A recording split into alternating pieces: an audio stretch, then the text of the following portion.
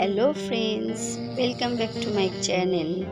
আজ আমি তোমাদের সাথে শেয়ার করছি মিক্স ভেজ। এটা করতে কি কি লাগবে দেখো। ফুলকপি, গাজর, আলু, বিনস, ক্যাপসিকাম, কড়াইশুঁটি আর 150 গ্রামের মতো পনির। আর মশলার জন্য লাগছে 4 মগজ, কাজু, গোটা গরম মশলা। প্রথমে আমি এই যে কড়াইতে সাদা তেল দিয়ে একটু পনিরটাকে হালকা করে ভেজে তুলে নিচ্ছি। একটু নুন দিয়ে দিয়েছি, দিয়ে তুলে নিচ্ছি। তারপরে সেই কড়াইতে একে একে আমি কাটা সবজিগুলো দিয়ে দিচ্ছি। প্রথমে আমি ফুলকপি দিলাম, তারপর বিনস দিলাম, তারপর গাজর দিচ্ছি। তো একসঙ্গে সব সবজিগুলো দিয়ে দিচ্ছি, দিয়ে একটু নেড়ে চেড়ে নিলাম। এই সবজিটা আমার না খুব ভালো লাগে। নিরামিষের দিন কি বলুন তো, সব সময় ধোকা বা নর্মাল পনির বা বড়া এগুলো খাবো, ভালো লাগে না। আজকে একটু এটা ট্রাই করলাম। এটা আমি একটা রেস্টুরেন্টে দেখেছিলাম করতে, তা আমি ওনাকে জিজ্ঞাসা করেছিলাম, ওনারা ঠিক আমাকে বলেনি। আমি তারপরে সব শেষে দিলাম, একটু নুন দিয়েছি, আর ওটা একটু ভাজা ভাজা হয়ে গেলে ক্যাপসিকাম আর কড়াইশুঁটি দিয়ে দিয়েছিলাম। তারপর ওনারা বলতে চায়নি, কিন্তু আমি আইডিয়া করে বুঝতে পেরেছি মশলাটা। সবজিগুলো তো সব চোখের সামনেই দেখেছি, মশলাটা আইডিয়া করে বুঝতে পেরেছি। যেরকম 4 মগজ আর কাজু আর একটু কিশমিশ এই ধরনের কিছু হবে। এবার দেখো সবজিগুলো প্রায় আমার 70% মতো কিন্তু ভাজা হয়ে গেছে, পুরো ভাজবো না। এবার সেই কড়াইতে তেল দিয়ে আমি 1 চামচের মতো ঘি দিয়ে দিচ্ছি।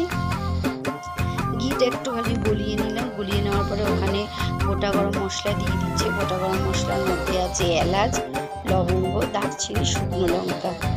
আপনারা যদি কেউ চান তেজপাতাও দিতে পারেন, আমি তেজপাতাটা স্কিপ করে গেছি।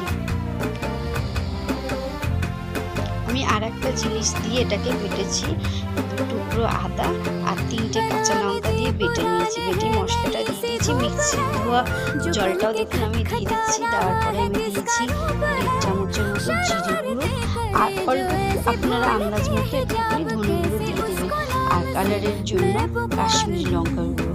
এইবারে আর একটুখানি নুন, আমি কিন্তু 2বার নুন দিয়েছি, এক পনিরও দিয়েছি আর সবজি ভাজার সময়ও নুন দিয়েছি। দিয়ে এটাকে ভালো করে নেড়ে নিলাম। দেখুন তেল ছাড়তে শুরু করেছে। আমি একটু আমার ঘরে যেহেতু ছিল কিশমিশটা দিয়েছি। কিশমিশটা অপশনাল, আপনারা দিলেও দিতে পারেন, না দিলেও কোনো অসুবিধা নেই। দিয়ে আমি এটাকে দেখুন ভালো করে সবজি মানে তেলটা ছেড়ে যাওয়ার পর ভাজা সবজিগুলো কিন্তু আমি দিয়ে দিলাম। দিয়ে খুব সুন্দর করে এটাকে কিন্তু নাড়িয়ে নিতে হবে। নাড়িয়ে নেওয়ার পর দেখুন আমি ভাজা পনিরগুলো দিয়ে দিচ্ছি। দিয়ে দেওয়ার পর আরও কিছুক্ষণ এটাকে ভালো করে একটু কষিয়ে নেব। তারপর 1.5 কাপের মতো আমি দুধ দিলাম। আপনারা চাইলে জলও দিতে পারবেন। আমার কাছে যেহেতু আমার ছোটো ঘরে বাচ্চা আছে, আমার ঘরে সবসময় দুধ থাকে বলেই আমি দুধটা দিলাম।